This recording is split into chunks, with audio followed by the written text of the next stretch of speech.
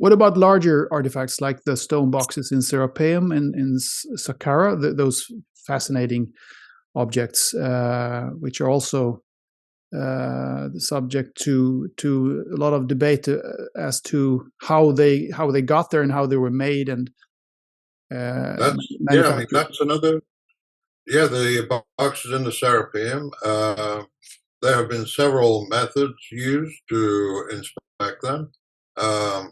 I first saw them in 1995 when the Serapeum was closed. I tried to get back in there in 1999 and was unable to. I finally got access in 2001 because I had detected using a straight edge, just a simple straight edge, a toolmaker straight edge, that the surface of these granite boxes was quite flat, and I was amazed. Because it was like I was faced with a precision that you wouldn't expect to find in a country where the people who supposedly created them were using primitive tools. So it was kind of like, well, wait a minute, there's something going on here. And so in 2001, I took a large toolmaker square. It had a 14-inch blade and a 12-inch straight edge.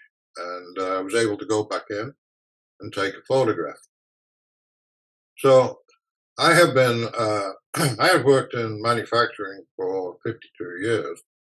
And about 25 of those years, I've worked as a tool and die maker and machinist.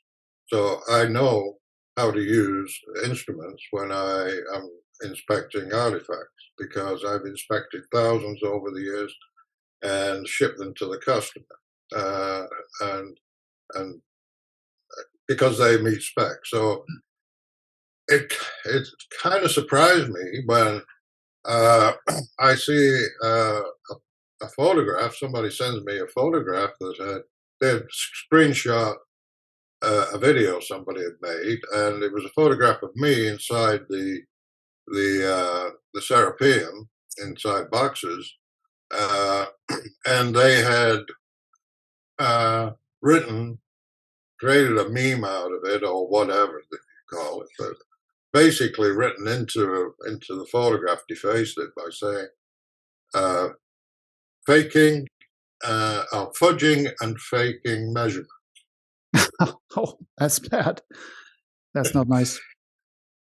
So, and the looking a little further into it, one of the things that had kind of prompted this was that there were other areas and other boxes that were measured that were not as precise as the one that I had measured. And so the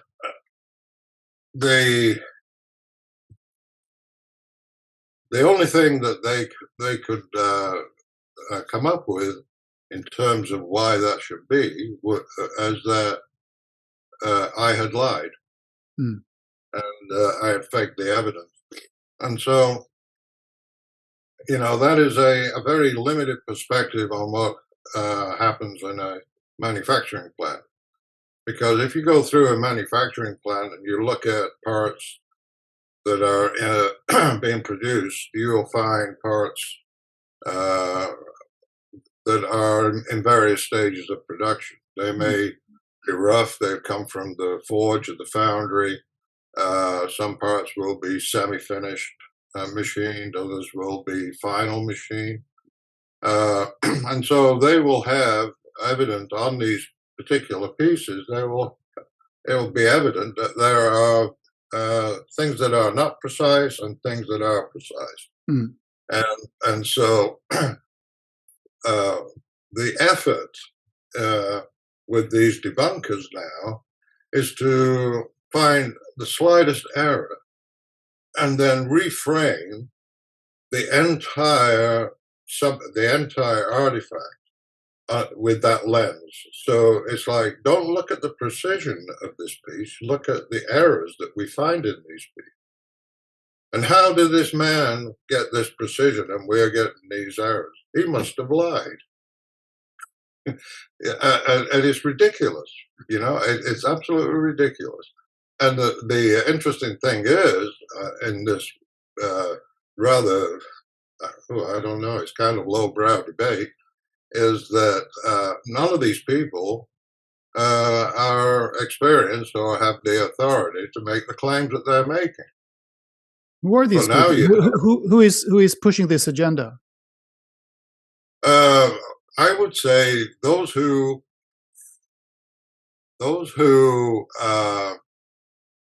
want to. I mean, the people who are being used now are actually interested in having clicks and likes and views on their monetized videos, and so that's it. But the arguments are not new. See, the thing is that these arguments are the same ones that I was faced with back in the 90s when I first entered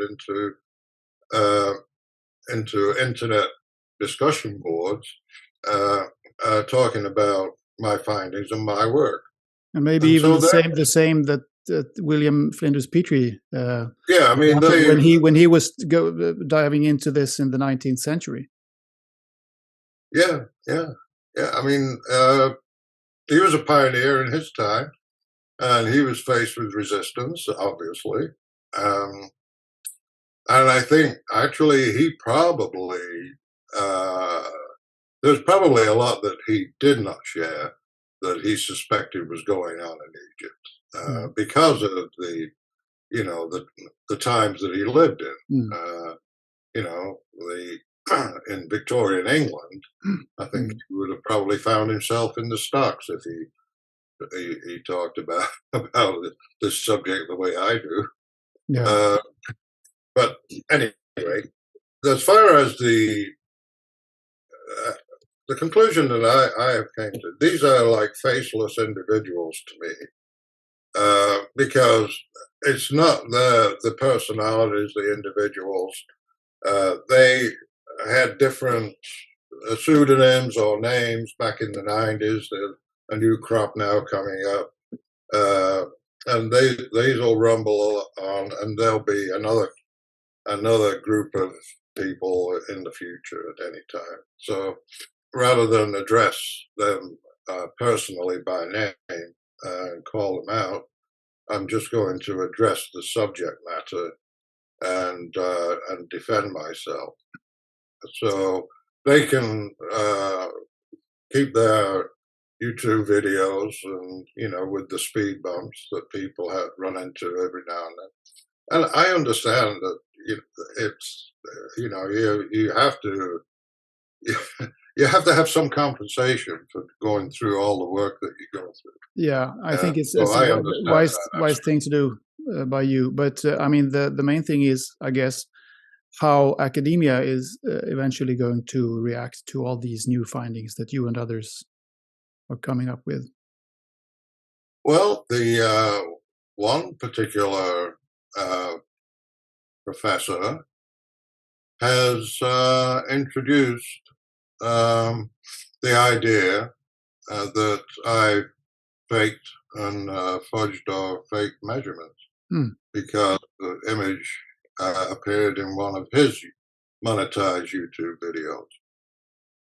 So the academic, there's no academic integrity that I can see in that. And the interesting thing is that I've been in manufacturing for 52 years, and I'm sure many of your viewers have the same experience. But one of the things that has never happened when we've had disputes in engineering opinion, we've never sought the advice of a history professor to be an arbiter of, in terms of who is right and who is wrong. And that is what the problem is today. Yeah. Is that you have unqualified people in academia who are reading different opinions from different engineers and deciding which one is correct when they're not qualified to do so. I know. Yeah, it's tragic in a way, but it's I mean it's understandable when they want to defend their disciplines. I mean, if whether they're archaeologists or Egyptologists or paleontologists or whatever they are, they have Well, I think they have turf to defend. yes, and I think how is history going to look at this particular time in history when we look at the future generations, when they look back at this time in history and they see how these different people have behaved and the tactics that they have used. I mean, Graham Hancock being accused of being a racist, that's the most laughable It's so ridiculous. Yeah, I know. Yeah, I've ever heard in my terrible. life. It's terrible. Terrible. Yeah. Terrible. And it's actually happening. I know. And it's ridiculous, it's hurtful, it's a lie, but they will do anything, and it's shameful. They should be ashamed of themselves.